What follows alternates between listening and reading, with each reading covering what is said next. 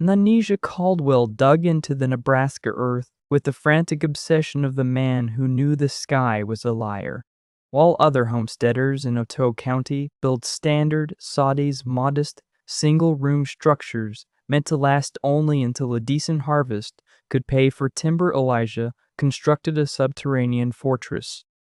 He carved a massive depression into the leeward side of a hill, reinforcing the interior walls with thick, salvaged railway ties. He layered the roof with 3 feet of densely packed earth, clay, and prairie grass, sloping it perfectly to deflect a wind. He didn't stop there. Elijah spent the entire autumn of 1887 hoarding supplies. He stacked cords of wood and mountains of dried buffalo chips. He dug a deep cellar for root vegetables and salted meats, and installed a heavy iron-banded oak door that looked like it belonged on a bank vault, not a prairie dugout. The locals found him deeply entertaining. Josiah Trentham, a prosperous farmer with a beautiful 2-story wooden house painted stark white, led the mockery. He called Elijah's home Caldwell's grave. "You bury a man when he's dead, Elijah?" Josiah had laughed outside the Mercantile in late November. "You don't bury yourself while you're still breathing. If the roof caves, we won't even have to dig a hole for you. We'll just read the scripture over the grass." Elijah, a quiet man who had seen the worst of the wilderness during his years trapping in the deep mountains, merely tipped his hat. "Wood splinters, Josiah. The earth holds." Nobody listened until January 12, 1888. January on the Great Plains was expected to be a frozen hell, but the morning of the 12th broke with a bizarre, unsettling warmth. By 10 o'clock, the temperature had climbed into the high 40s. The snowmelt turned the rutted wagon trails into thick, slop-heavy mud. It was a Thursday, and the local schoolhouse, a drafty single-room timber building, standing unprotected on a flat stretch of prairie, was unusually crowded. Miss Anna Sterling, the 22-year-old school teacher, was hosting the district's winter exposition. 70 people were packed into the flimsy structure.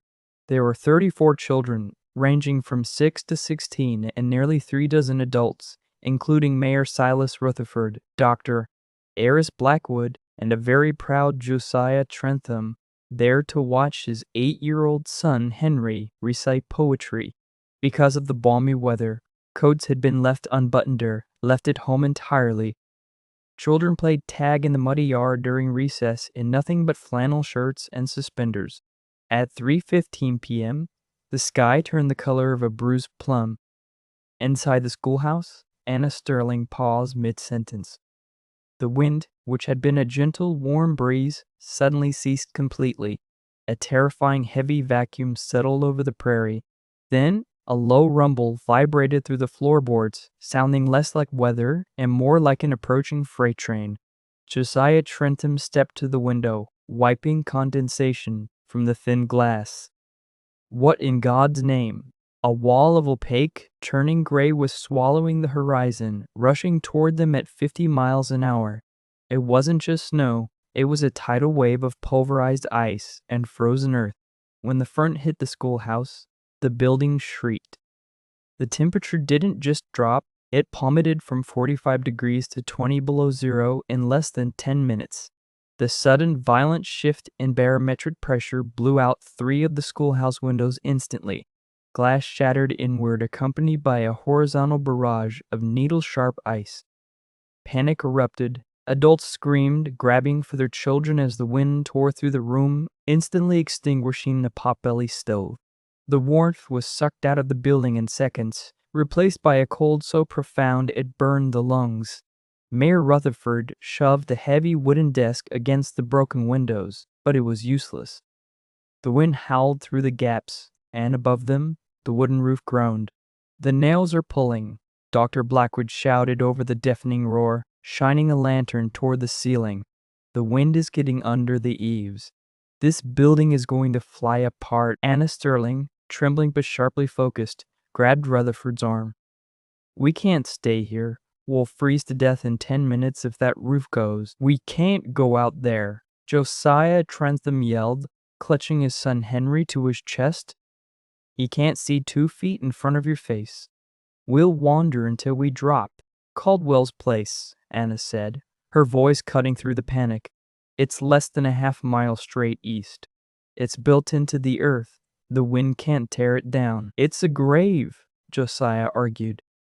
It's a bunker, Rutherford corrected, his face pale as another horrifying crack echoed from the rafters. Adds and she's right. Tie the children together. It was a desperate, terrifying plan. They gathered every piece of rope, baling twine, and leather belt they could find, lashing the 70 people together into a human chain. The strongest men, Rutherford, Trentham, and a blacksmith named Samuel Bennett took the lead. Anna and Dr. Blackwood brought up the rear to ensure no child was left behind. Pushing open the schoolhouse door required the combined strength of 4 men. When it finally gave way, the storm swallowed them whole. Stepping out of the schoolhouse was like stepping into a void. There was no sky, no ground, no horizon. There was only a blinding, suffocating whiteness and a roar that made it impossible to hear the person screaming right next to you. The cold was a physical entity, clawing at exposed skin, freezing the moisture in their eyes so that blinking felt like grinding sand. Little Henry Trentham sobbed, the tears instantly freezing to his cheeks. They walked. What should have been a 15-minute stroll turned into a grueling, agonizing march through knee-deep drifts. The wind shoved them sideways. People stumbled, falling into the snow, only to be violently yanked upright by the rope connecting them to the others. After 30 minutes, Samuel Bennett halted. The line collapsed in on itself like an accordion. Rutherford pulled himself forward along the rope until he reached Bennett. He had to press his mouth directly to Bennett's ear to be heard. "Why are we stopping?" "We missed it," Bennett screamed back, ice caking his beard. "We should have hit the fence line by now. We're veering south. We're lost." Josiah Trentham fell to his knees in the snow, pulling his son down with him to shield the boy from the wind. He realized, with a sickening drop in his stomach, that he was going to die here. His beautiful 2-story white house was miles away, utterly useless. His mocking words about Elijah Caldwell's grave echoed in his mind like a curse. But as Josiah knelt there, waiting for the cold sleep to take him, something struck his shoulder. It wasn't ice. It was hard, metallic, and heavy. He reached out blindly and closed his gloved hand around a thick, braided wire.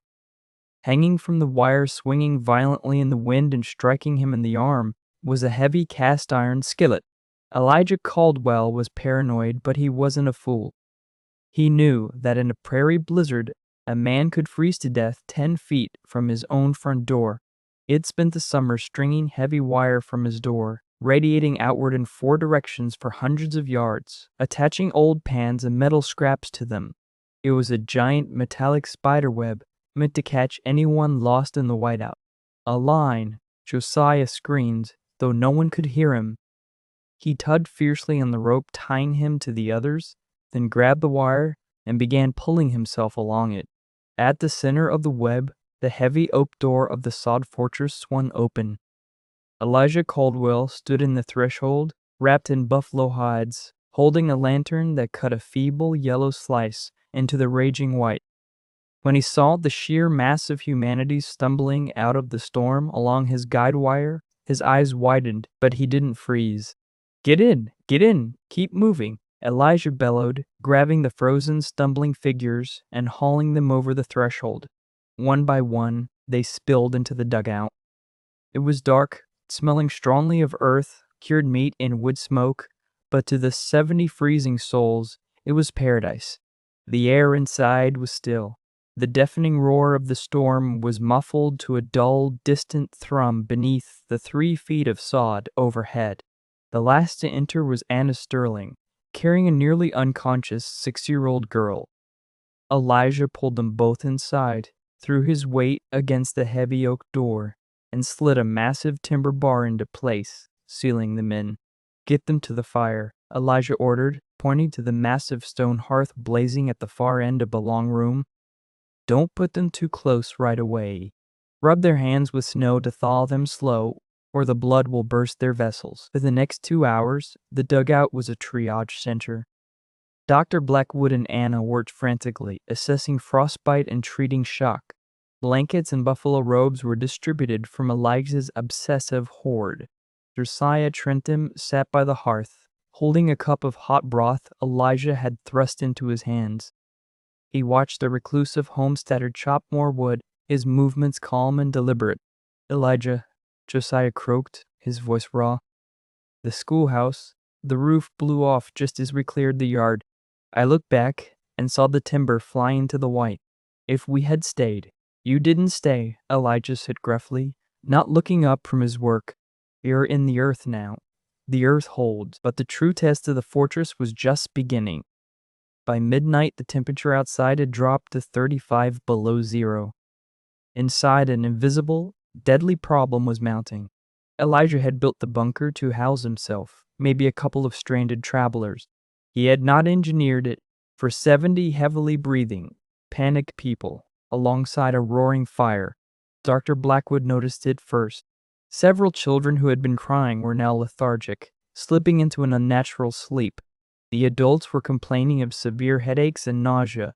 "The air's going bad," Dr. Blackwood told Elijah, his eyes wide with a new kind of terror. "The fire's consuming the oxygen, and with this many people exhaling, it's carbon dioxide poisoning. We're suffocating." Elijah looked around the crowded room. The heavy oak door was frozen shut from the outside. Opening it against the wind would let in a lethal blast of cold that would freeze the weakest children in minutes. The main chimney was drawing smoke out, but it wasn't pouring enough fresh air in. "The secondary vent," Elijah muttered. When he built the dugout, Elijah had installed a narrow iron pipe leading from the back of the root cellar straight up through the dirt roof, intended for ventilation in the summer. He had capped it for the winter. "I need to uncap it from the outside," Elijah said. "The ice will have sealed it shut over the top." "You can't go out there," Anna cried. "The wind will tear you apart." "If I don't, we all go to sleep and never wake up," Elijah replied. He didn't wait for an argument. Elijah tied a thick length of rope around his waist, handing the other end to Samuel Bennett and Josiah Trentham. "Count to 60, then pull me back, no matter what." Elijah unbarred the door. The moment it cracked open, a violent torrent of snow and freezing air blasted into the room, extinguishing the lanterns. Elijah slipped through the gap, and the men slammed the door shut behind him. Outside, Elijah was immediately blind. The wind knocked him flat. The cold was so absolute it felt like being submerged in boiling water. He crawled on his belly, using the slope of his own sod roof to guide him. Dragging an iron fireplace poker in his right hand, he found the iron pipe by memory, feeling the frozen mound of ice that had formed over it. His hands, even through heavy leather mittens, were going numb. He raised the iron poker and brought it down violently, smashing the ice cap. He struck it again and again until he felt the pipe clear. He had been out for 40 seconds. He couldn't feel his legs. Inside, Josiah Trentham gripped the rope, his knuckles white. 60, he shouted. "Pull!" They hauled the rope back. It was heavy, dead weight. When they cracked the door, Elijah tumbled inside, stiff and covered in a thick layer of rime ice. Dr. Blackwood rushed to him as Josiah and Samuel forced the door shut again. From the back of the root cellar, a sharp, freezing hiss could be heard. Fresh, sub-zero air was violently streaming into the bunker. The fire flared up, burning brighter, and the heavy, lethargic fog in the room slowly began to lift. Elijah coughed violently, his face a mask of frost. Josiah Trentham knelt beside him, stripping off the man's frozen mittens. "You crazy old badger," Josiah whispered, tears finally falling freely, thawing the ice on his own face. "You saved us. You saved all of us." The storm raged for 2 full days. It would become known to history as the Schoolhouse blizzard of 1888, a meteorological anomaly that claimed hundreds of lives across the Great Plains, many of them children caught in inadequate wooden structures. But not in Otoe County. On the morning of January 14th, the wind finally died. The sun broke over the horizon, reflecting off a landscape that had been fundamentally altered. Drifts 20 feet high, buried farmhouses and barns. When the men finally managed to force open the oak door of the dugout, they stepped out into a blindingly bright, silent world. A mile away, the wooden schoolhouse was gone, reduced to scattered splinters buried under tons of snow. 70 people walked out of Elijah Caldwell's sod bunker that morning. They emerged blinking into the sunlight, frostbitten, hungry, and traumatized, but alive. Nobody ever called the dugout Caldwell's grave again. In the years that followed, as the survivors rebuilt their lives and the town grew around them, the reinforced sod structure remained on the hill. Elisha lived in it until the day he died of old age, surrounded by neighbors who visited often, bringing fresh baked goods and chopped wood. They didn't call it a grave. To the children who grew up, had families of their own, and remembered the roar of the White Death, it was simply known as the fortress.